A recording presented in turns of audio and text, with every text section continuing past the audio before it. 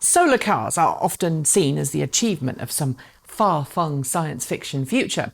Relying on nothing but sunlight to zip along, they tell a time where no longer do we have to dig things out of the ground to power our transportation.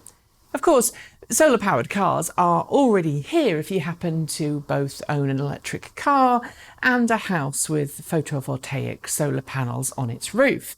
And in the past few years, we've started to see several new car companies pop up offering to go one step further, adding high-efficiency solar panels to lightweight electric cars. We've seen startups build off-grid solar cars for remote rural locations with no mains electricity. We've seen students build solar-powered cars on shoestring budgets. And more recently, we've seen Sono Motors unveil its production Scion electric hatchback. Designed for urban life, it's about the same size as a BMW i3, has two-way power transfer capabilities and can add around 34 kilometres of range per day just by sitting outside in the daylight. Now there's a new car we can add to that list, and it's the first long-range plug-in solar hybrid we've ever seen. Enter the Lightyear One, a car that's been teased for the past few years but which is now finally a reality. Earlier this week, the Dutch team behind the vehicle, many of whom cut their teeth winning the World Solar Challenge as part of the Solar Team Eindhoven, showcased the first working Lightyear One prototype, and they detailed for the first time what we can expect from it when production begins in 2021. Unlike the Sono Scion, which was built with daily commuting, power resilience and affordability in mind, the Lightyear One follows the route that many electric car startups have done before it. A high-end, high-priced, limited production vehicle that's designed to establish Lightyear as an electric automaker, demonstrate the technology and, most importantly, capture the imagination of the world. It's also been designed to be as efficient as possible, and its creators say it has an on-paper WLTP test range of 725 kilometres, all from a battery pack that's just two-thirds the capacity of the battery pack in Tesla's longest range, Model S. The range now being quoted by Lightyear is higher than the 580 kilometres that we'd previously been given as a target range. But in its defence, Lightyear did say that it believes a range in excess of 800 kilometres is possible under ideal conditions, or much less under bad conditions. Since Lightyear didn't specifically detail the battery pack specifications, nor did it give power ratings of its motors, producing actual figures is a little bit tough. The car which debuted this week is an early prototype, but we understand that it fairly represents what you can expect from production models when the Lightyear One begins deliveries in 2021. Delivering the power from the battery pack to the road are a quartet of in-wheel electric motors. Again, I don't know the power output, but these motors, based on some in-cabin video we've seen from our friends over at Fully Charged, do appear to be a little on the noisy side. Granted, the prototype shown was being operated at 10% operating power and is a prototype, so we can hope that noise disappears for the production vehicle. Why use in-wheel motors? It's all about efficiency and weight. By using 4 in-wheel motors, Lightyear says it does away with the losses associated with traditional single-gear reduction gearboxes in transaxles. Instead, the power is delivered directly to the wheel.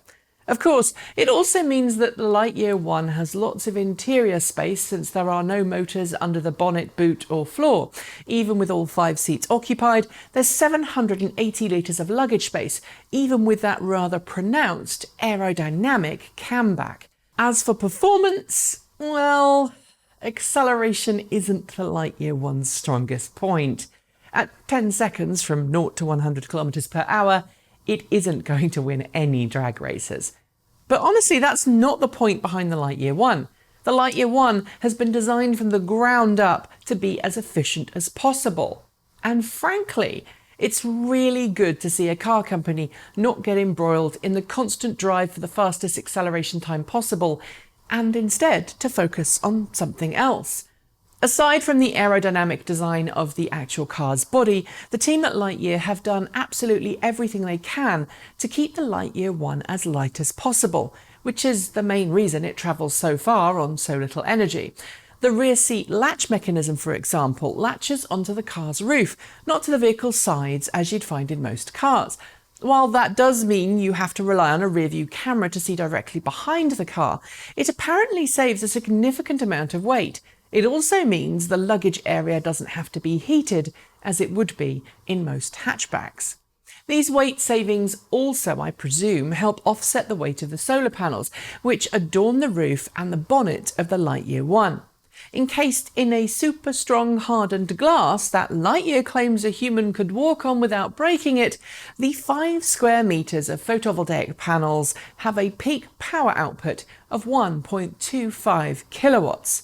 That's apparently enough to give 50 to 70 kilometres of range per day in all but the most northern parts of Europe, equivalent to about 10,000 kilometres of solar driving per year. If that's not enough, the Lightyear One can also charge from a charging station like any other EV on sale today, complete with 60 kilowatt CCS capability. It's why I'm calling it a solar hybrid.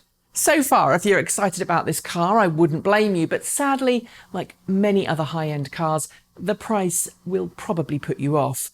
With a limited production run of just 500 vehicles for the Lightyear One Pioneer Edition, Lightyear plans to make more affordable series models after this, you'll need to put down €119,000 to reserve one. To get in line after the first 500, but before the first 1,000 models have been made, you'll need to slap down €19,000, while those willing to wait until 1,000 cars have been made will only have to put down €4,000.